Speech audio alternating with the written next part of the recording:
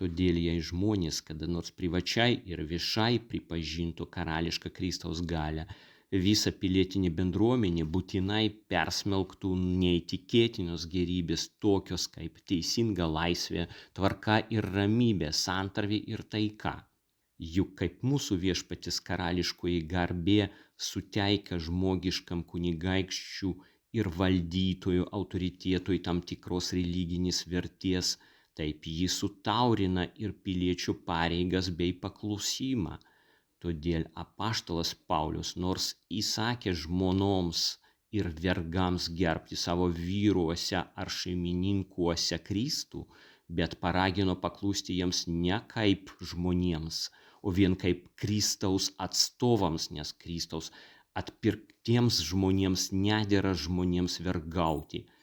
Esate brangiai nupirkti, netapkite žmonių vergais.